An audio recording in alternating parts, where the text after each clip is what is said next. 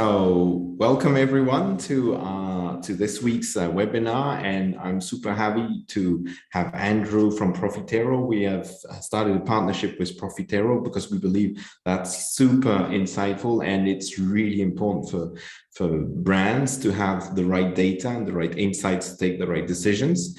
And clearly on Amazon specifically, the data you get from either Seller Central or Vendor Central can be limited in terms of understanding the whole of the market. There are several players in the market, but Profitero has got a very strong name and presence for larger brands. And we will be talking about Profitero, but largely about, okay, what do you do and how these tools and the fact of having so many insights will help you to grow your business in e-commerce in general and on Amazon specifically. So now is obviously the moment I prefer. Andrew, let's have a fun fact about yourself.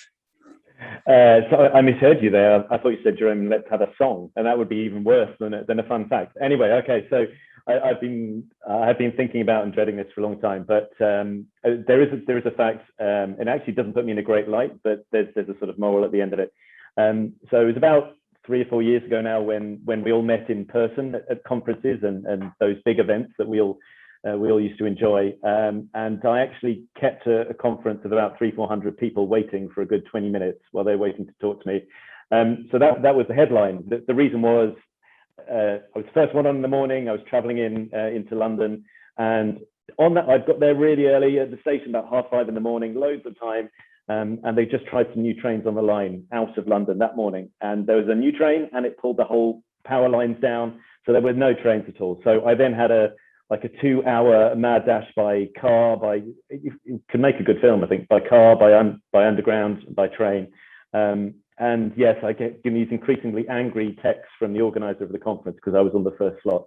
But anyway, I got there, and about 20 minutes late, there were a good 200-300 people in the crowd, and some had arrived late as well, obviously, because it was nightmare getting in. But I literally ran in, they put a mic on, I ran on stage, and in my view, the only positive that came out of this was actually, I think, because I hadn't thought about it, I gave a really good, relaxed sort of presentation, and got a lot of applause at the end. Whether that was out of sympathy or anything else, I don't know. But hopefully, it was the first and only ever time I've kept that number of people waiting, but for a very good reason.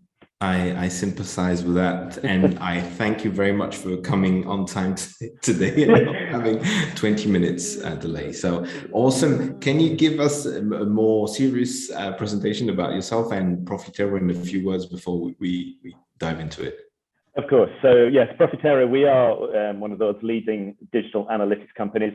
We're currently working with about 4,000 brands globally, and we're monitoring websites on a daily basis in about 50 countries. So at the moment, we're monitoring about 8,000 websites, and Amazon plays a huge part of that. So we'll talk a lot more about the digital shelf. You mentioned it in sort of the pre-discussion, but we cover everything on a daily basis. So basically kind of following the shopper journey.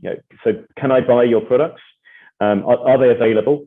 And then can I find them? So we look at search, and we do that by monitoring multiple search terms and pulling back the key search results, including on Amazon, whether organic and sponsored results. Then we're looking at daily pricing, daily promotions, all that information, and then content as well. So, is the content that your shoppers are seeing online, be that Amazon or any website, is it what you're expecting to see? And then ratings or reviews. And then the other side of things, which is specific to Amazon, is we also provide daily level Amazon sales and share data. Now, if you're a vendor on Amazon, obviously, as you mentioned, so the data you get is limited. You only get access to your data, whereas we can estimate to a very high level of accuracy sales, not just for our customers, but for their competitors as well. So they can really understand the size of their category on Amazon, and who's winning and who's losing. And I think ultimately, where they really win, and we'll talk a lot more about this today, I guess, is when you combine those two.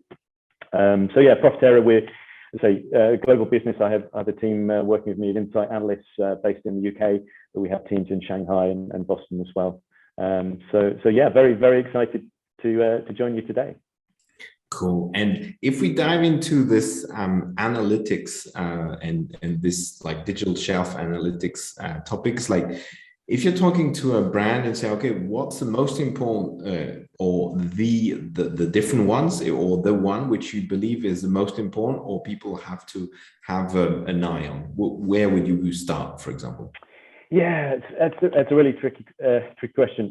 I think, and perhaps if I can take be bold here and then take two. I think if we were talking just purely digital shelf, I think one of the most important ones is availability, because too frequently we see a lot of brands investing a lot of money, perhaps in a digital campaign or some great content, or maybe they've tried to generate reviews, or they've syndicated reviews to different retailers, and obviously Amazon, or on Amazon that would be through a Vine campaign, and yet they don't focus on availability, and we know that's huge.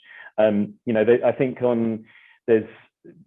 we do a lot of work as well to help all our customers to understand why they should focus on availability, and that we've done this on Amazon in UK and also .com in the US.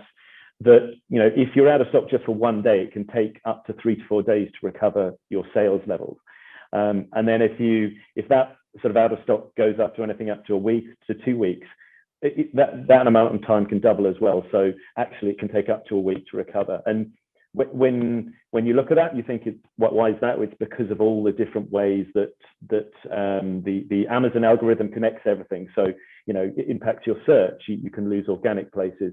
And again, even buying out of stock for just a couple of days, that means it can take up to almost up to a week, up to about 10 days to recover. So there are lots of things on Amazon particularly that affect that.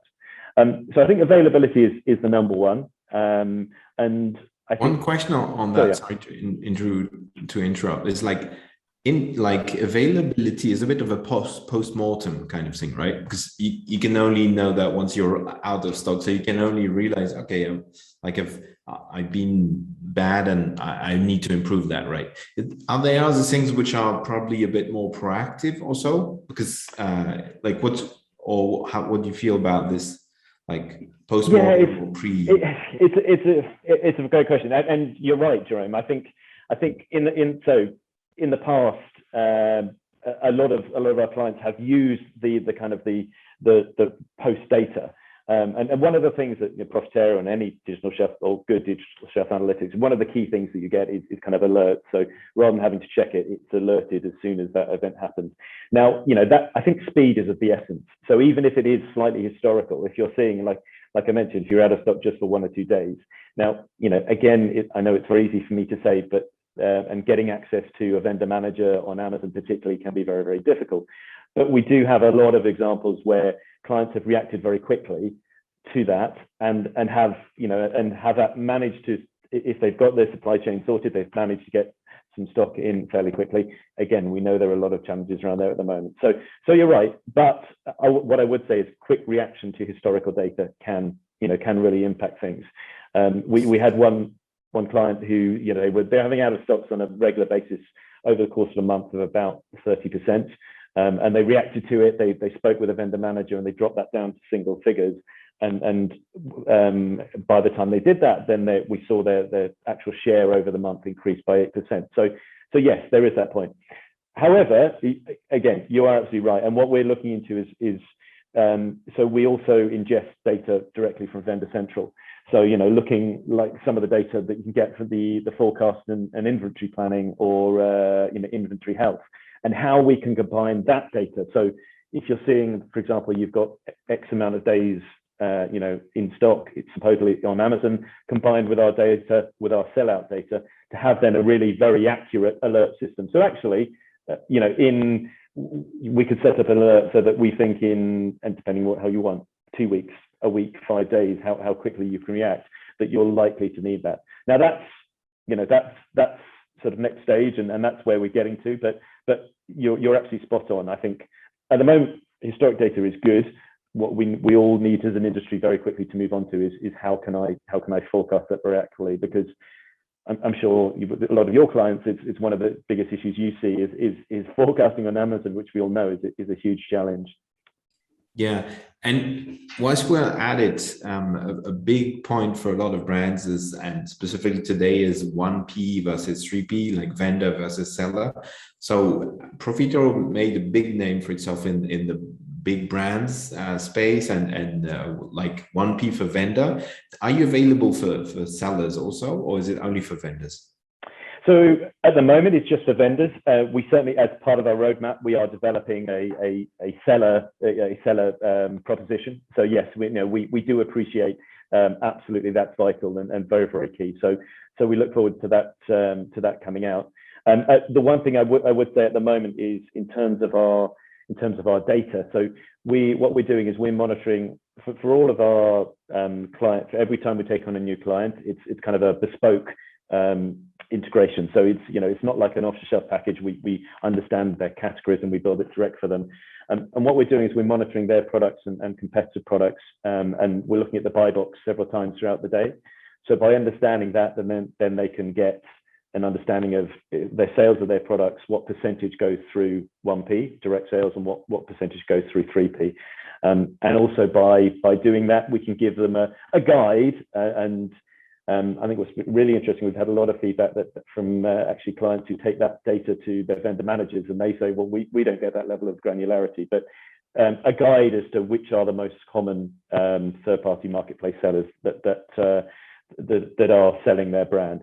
So I mean, the final part of this is very interesting. Obviously, again, a lot of the brands, and these aren't all huge global brands. We deal with a lot of the mid-market levels as well, who are either already have a kind of a hybrid 1P 3P or are thinking about it, or have really just beginning on their 1P and really start to go through. So again, there's a lot of ways you can use that data to analyze where are the gaps, what could I launch 3P, or what do I need to, because you may see a third-party marketplace seller bringing it in from another country, and you can see there's a demand there, but actually if you can own that and really get a strong 3P offering, then that might be a good opportunity. So yes, again, next stage we look forward to that vendor, but there's certainly a lot of data we can provide at the moment that will already help on that route. And it's funny because I was thinking about it and saying, okay, among all the things, like the tool is providing loads of data. So obviously in 1 hour it's very difficult to list everything. But for me, like for brands, one thing which is amazing with Amazon is getting to know about the market, because like I'm not super old, but like when I started in business, like you had to go to GFK, to these people, and they would, you would spend thousands and thousands and thousands of euro to get one study, but like one market study, which would be over, and you would have the market share of this, of that. Like Amazon has got this amazing thing where they are giving access to at least the top 100 sales from each category. And therefore tools like Profitero can build sort of market shares and like potential, and that for me is the most mind-blowing thing when we're helping brands to understand a market. I was in Germany today talking with a brand about, okay, what would be their potential, where should they start? I find that's even more mind-blowing in terms of, okay, because that's something like the inventory level probably you can see on Amazon, not so clearly, but you can have the market share is something which you don't have at all, and it's one of the best part of Profitero. I'm sorry to like challenge your, your best point, but that's for me is for brands is super makes a big difference. I completely agree, and I was going to say if I was allowed a second option, to be honest, pretty much on a par would be sales and share, because you're right. I think there are so many brands that are just seeing good growth on Amazon and kind of patting themselves on the back and thinking, great, I'm doing a good job. But actually, you can be sitting with very strong double-digit growth and still be losing share fairly consistently, and obviously then that's going to impact on the visibility of your brand in the longer term. So yeah, we know that sales and share on Amazon is very uneven. It can be, you can have one or two brands who are leading the way. So absolutely, and I think as well, one of the most important areas for this is that it really helps to prioritize. So you're right. some of the data, well, a lot of the data we talk about today, is available in some way on Amazon. I think obviously certainly not for kind of competitive products as well, but I think it's the actionability that is where Vendor Central and Seller Central sort of is limited, because it's often difficult to know. You don't have the kind of the alert functionality and things like that. But the other key thing is to stop wasting too much time. And I think if you're one of the well, there are two things that I always love when we talk with a new client. Number one, which I can pretty much guarantee will happen every time, is that particularly if it's a brand that's perhaps more established outside of Amazon, as they see who the competitors are on Amazon, and it's very different. It's a whole different ecosystem. We all know that, but it's these often, and even again, this is not just for the larger brands. Even sort of the mid-sized, mid-tier brands, they're seeing their competitive set is utterly different, and when it comes to who's winning in their category, and be that either directly through sales or who's obviously investing a lot of money in sponsorship, it's like, wow, I never knew that. I didn't even know who they were. So it's like, great, quick, send an email off to marketing colleagues or to whoever, the responsible account manager, and say, you need to get onto this and have a look at these things. So that's number one. Amazon is totally different to any other ecosystem. The other one is just how you can then use the data to focus your attention on those few things, because again, with so much that you can do, you can just go around and like a crazy fool and spend a lot of time doing work on Amazon, spending huge amounts of time and effort on great content or on marketing campaigns, and it just doesn't work. When we analyzed it over all our sort of global clients, over a wide period of time, we saw about one in five content changes that are made by our clients make absolutely no difference. They do nothing, and yet they might have put a lot of effort into them. Now, in one way, to say that's not bad, because I'm sure you perhaps recommend with your clients, Jerome, that a test and learn mentality is a good thing on Amazon, because it is a great opportunity to try new things, particularly with content. But again, you just want to make sure that you're focusing on one or two of your priority products in your priority categories, and having that sales and share data to really understand perhaps where you're winning and where you're not, and focus on those few would be a good thing. And that's why it's so important. Yeah, there's, for me, always on those tools, Jess had a word like analysis, paralysis, where you have, we're speaking shortly about it, about like sometimes tools are a bit overwhelming in the sense that, and specifically on Amazon, because you get loads of data. Even on Seller Central, you get loads of data, but it's like, you're right, it's how you make sense of it and how you make it actionable in a way that, okay, you have the time, you take the time, but also you have this data which like quickly gets you to make an action. How do you see that in terms of how do you make a tool efficient or how like should brand get organized to make the most of it, right? So that the data, they're not flooded in data and not able to do anything. Yeah, it's a great question. I think genuinely the biggest mistake that we see brands doing is just thinking, I've got to buy data. If I buy data, that'll solve all my problems. And they don't actually work out who's going to action it, who's going to really take it, use it, analyze it, and action it. Because yes, it is another data source. So the first thing I would say is that, number one, make sure you have your team right, and you do have the resource in place first to make use of, you say, even if it's not a data source like Profitero, even if it's just Vendor Central or Seller Central, obviously you need that person in place first. So again, do that before you make the investment. So that's number one. And then I think it does go back to this big focus on kind of prioritization.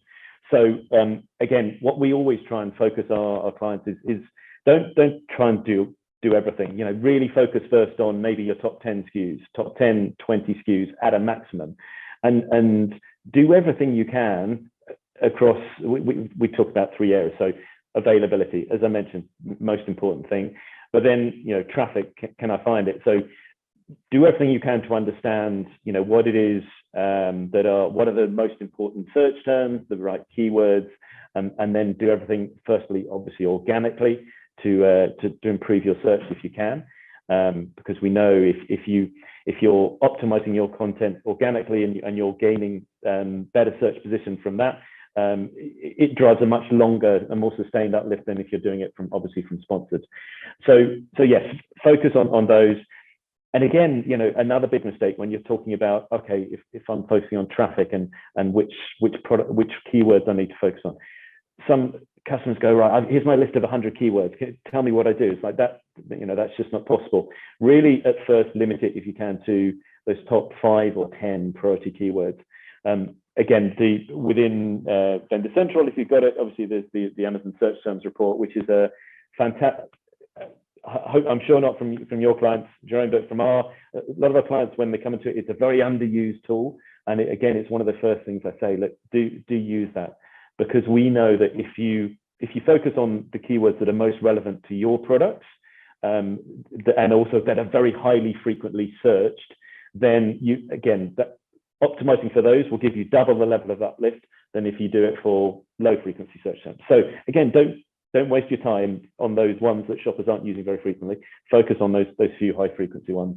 And then the final point to avoid that is because if you're just focusing on a few keywords, a few products, it then just gives you that capacity to test and learn and to understand what works.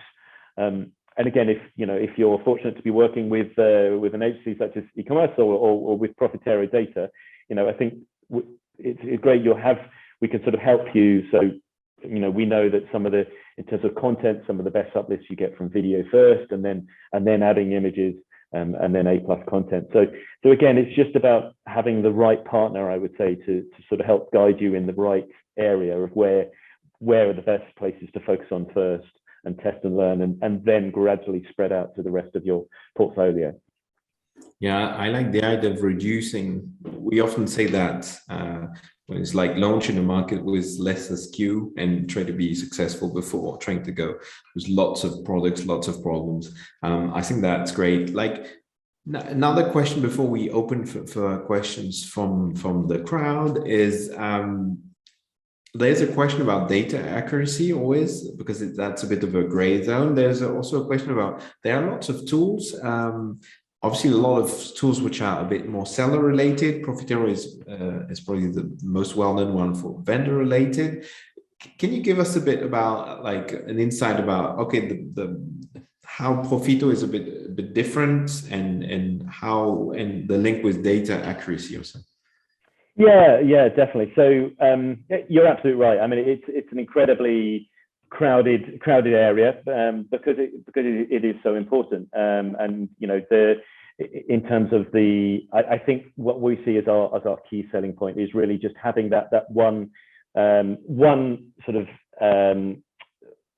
one tool where you have everything that you need in one place. There are other vendors out there, one or two that are integrated, but not quite in the same way. And there are others we have a bit of sales and share and digital shelf. I think the absolute key, and where our key strength is having the Amazon sales and share and the digital shelf combined, because it really helps you again to diagnose what the key issues are and focus on that. Just one example of that, we again if you're on from Vendor Central now, you can get traffic and conversion data, which is fine on its own, but on its own it's not very accurate. What we've done on our tool, and it's difficult to describe without a visual, but I'm happy to send one on if you want to include it on that afterwards. But we've created what we lovingly call our bubble chart, and it basically looks at it divides products up. It includes traffic conversion data and sales and availability, and we plot it. So we generally have conversion on the horizontal axis and traffic on the vertical axis. What's more important though is when you divide those into 4 quadrants.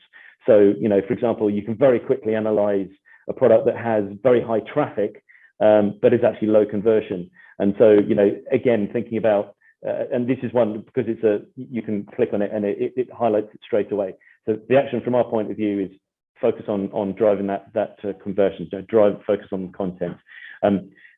Bottom right, you look at products that are sort of very high converting. The issue is they've got very low traffic to them. So they are ones where you think, okay, let's focus on organic search first, and once I've done that, then focus on driving sponsored search.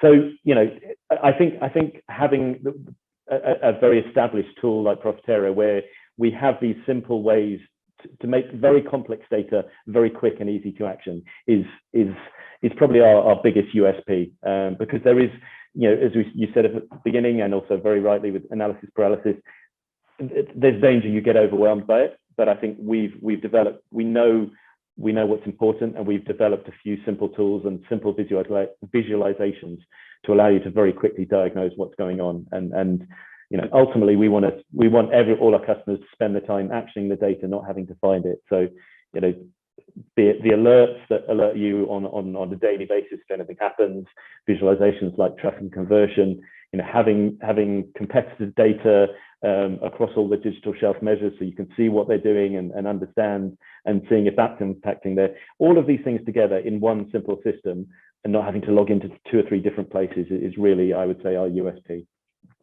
Yeah, and I can add that as someone who's working a lot with brands on their strategy and looking at where it makes sense to work, there's those quadrants, all those graphs where you can look at where's the biggest potential is simple and super inspiring and mind-blowing in terms of what the power of what it has. And like, so many brands would like to know that in terms of where should I go in terms of where is my market, and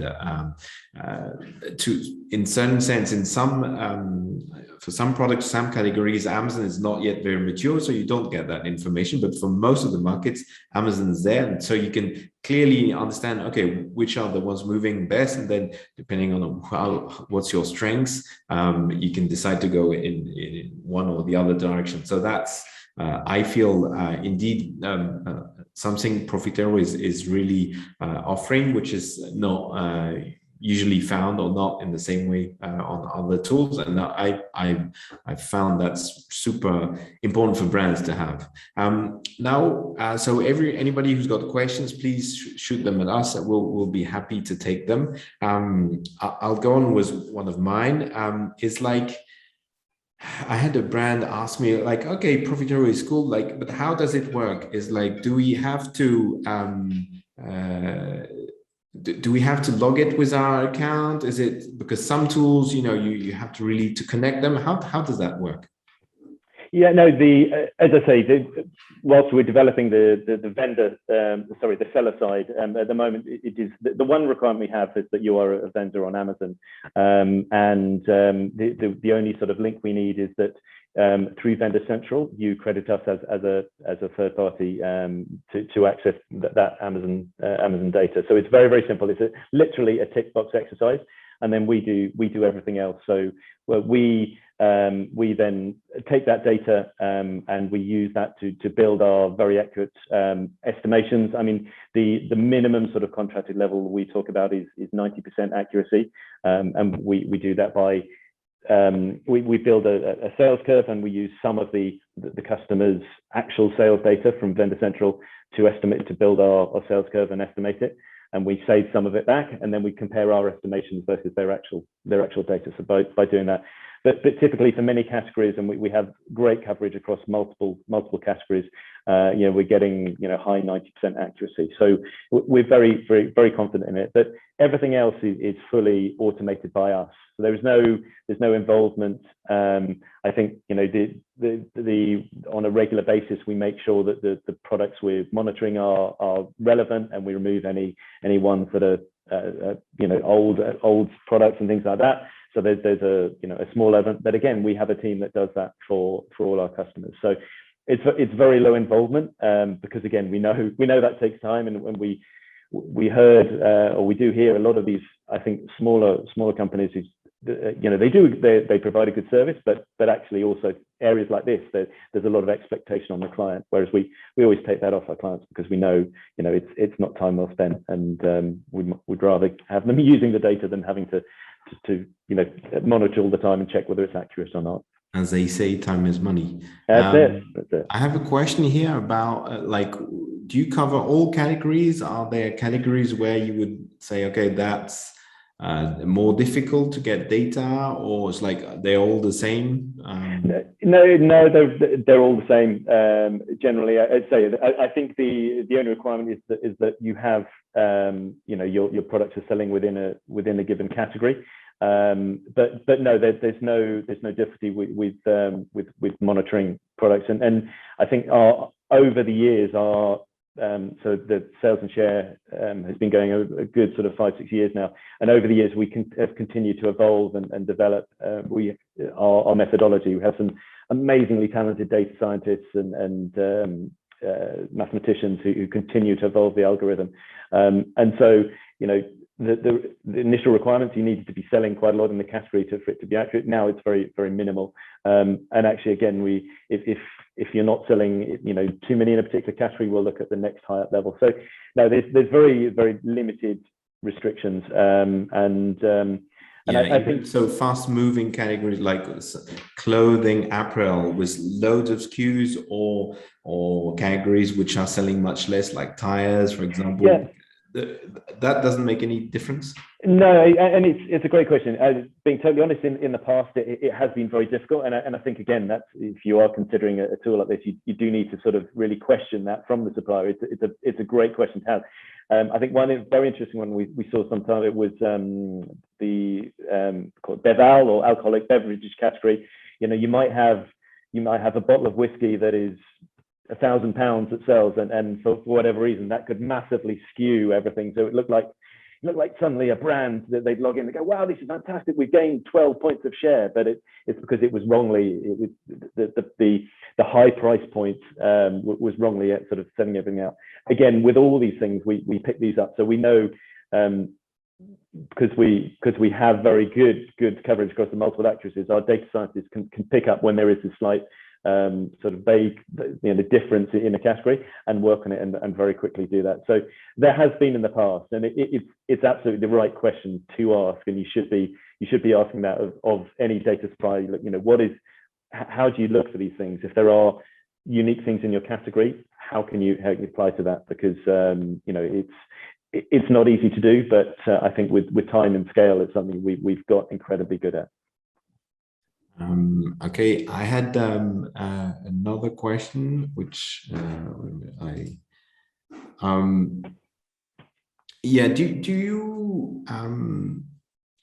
you work on profitability, like aspects?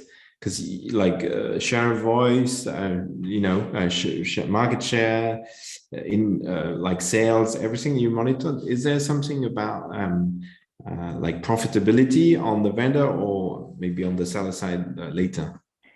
Yes, yeah, it's a great question. I mean, obviously, the whole crapping out issue on Amazon, it's huge. I think so.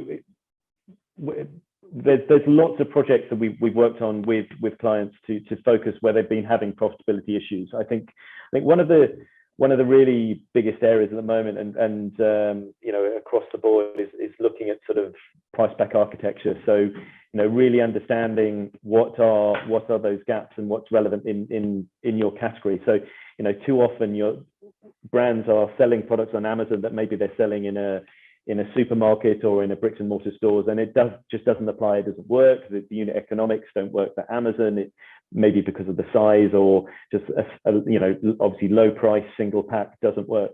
And so typically what we're doing a lot at the moment with our clients is this price pack architecture analysis. So what is right for Amazon? What kind of pack size should you be working on, and what's going to sell well and what's going to sell profitably? So yes, I think we continue to find sort of areas, projects like that, or particular pieces of analysis. So that's where I guess my team gets involved a lot, working directly with our clients to use their data, our data, obviously any other profitability data they're happy and willing to share with us, just to come to a very comprehensive analysis, which may focus on what's the right range, or again, even just which products am I, which products am I investing in terms of marketing spend, and making sure you're getting the profitability mix right that way. So yes, I think those kind of analyses are stuff that we love doing directly with our clients.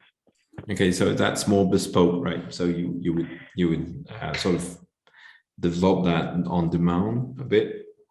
Generally. I mean, obviously, yes, the data we provide is, what we provide is relatively simple. We provide share data and sales data on a daily basis, and those others, like you said, availability, share of search, content, and things like that. So, but it's how you then apply that data to really understand how you can improve your profitability. I think that's certainly where we help. One question I have here is who are the main users of Profitero? So I understand obviously the sales team, the marketing team, probably. Who else are the typical users? It's historically it was very tight. It was like e-commerce teams, and we've gradually been trying to break it out because you're right. This information is valid to anyone. It's valid to supply chain. It's valid to product development. Of course, marketing goes without saying. Particularly if they're the budget holders for advertising spend or marketing, sponsorship investment, and certainly account managers. And I think again, whether it's Profterra or any good data provider, as I said, should have kind of an alert functionality. And that's absolutely key to help drive that, because we always actively work with all our clients to drive usage as much as possible, because there's no point, again, they buy the data, it's kept within the e-commerce team and not really shared out. And so by having it, and what you can do is if you're in supply chain, for example, you can set up an alert so that as soon as your products go out of stock, or you might also know about your competitors, then you get that, and you get an alert on the day that it happens, when we've recorded the data. So it means you don't have to actually log into the system at all. You're just reacting to it. And I think we've just got one story actually, which is a great example of how just spreading it beyond the kind of the core team can really work.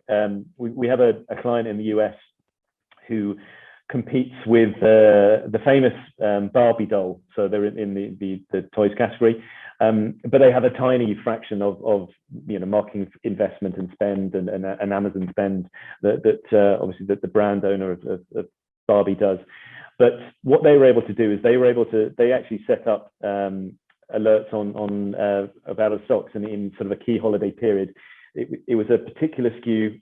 It was Barbie's dream house. And they saw over the particular sales period, it was going out of stock. And so what they did is they gave that information to their marketing team, and the marketing team then started actually investing in Barbie keywords. And by doing that, they were able to then increase their sales by about 7% over a 1 or 2 week period. So that's a great example of not keeping it just within the team, sharing out and using that, like the alert functionality of a tool like Profitero, and be able to react very quickly, because as I'm sure you tell all your clients, it's the speed of reaction that on Amazon that's important, and some of these opportunities can last a matter of days, but if you've got that, you really can win if you can react to it quickly. So I think that's a big benefit. The agility. Yeah. That's a word we use a lot. I have a question and you touched on one example, was can you mention any companies you've worked with which have inspired you with their strategy, e-commerce and Amazon specifically, and probably around data?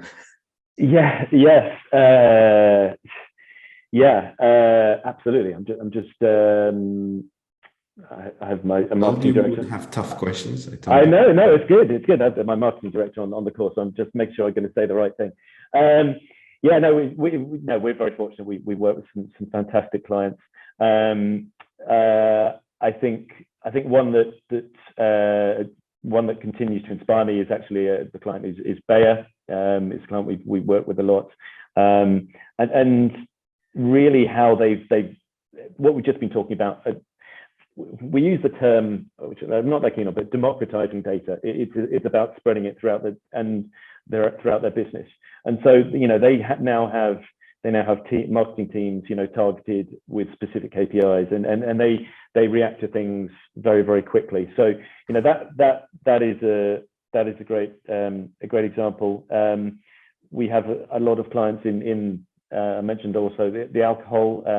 I think just looking at, if you looked at, I'm just going to mention some brand names here, but if you look at Pernod Ricard, I think is one of probably the most established brands. You look at the development they've seen from benchmarking their content about, where were they a bit behind in terms of great content? Because imagine if you're spending, I'm not a whiskey drinker, but this sounds a lot to me, but 30, 40, 60, 80, 100 pounds, euros, whatever, on a bottle of whiskey, you want to really know it and understand it. So, they benchmark using the tool to benchmark what the competitors were doing and how they built some of that really advanced A+ content, and have built that into their brand store, and they're seeing phenomenal growth. So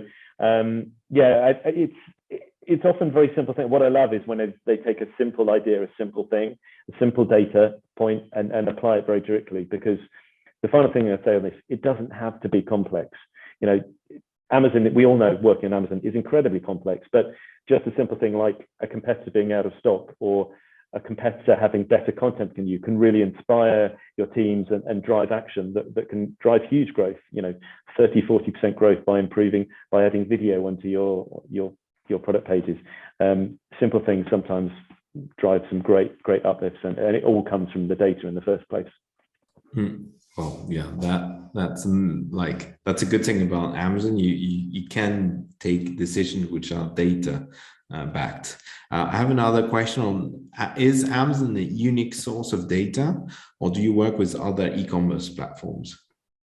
Yeah, so in terms of sales and share, Amazon is currently the only one that we provide the sales and share. But we are if you think of some of the world's largest global retailers, we are working on other methodologies.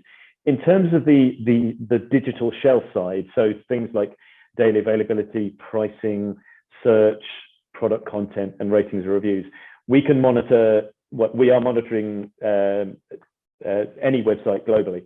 So for sales and share, yes, we can monitor all the Amazon domains. I think the newest domains, as they start to build, as they come on board, then we build our sales and share capabilities with them.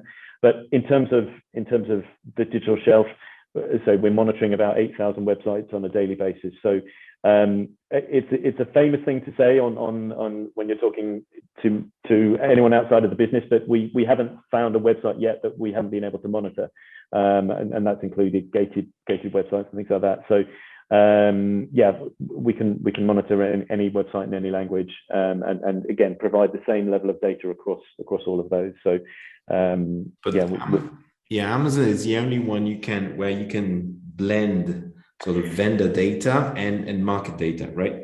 Yeah, absolutely. It's actually, and the reason for that is because they are the only one that provides the level that we need. And now there are other sources out there for other retailers where they use clickstream data, and that's a guide. I think again, sometimes with that, if you're looking into that, I would really very much question where that data comes from and the accuracy, and that's the challenge that we looked in that area. It's not an area we want to focus on, because we don't believe it provides the level of accuracy that is relevant, and certainly not what we provide on Amazon.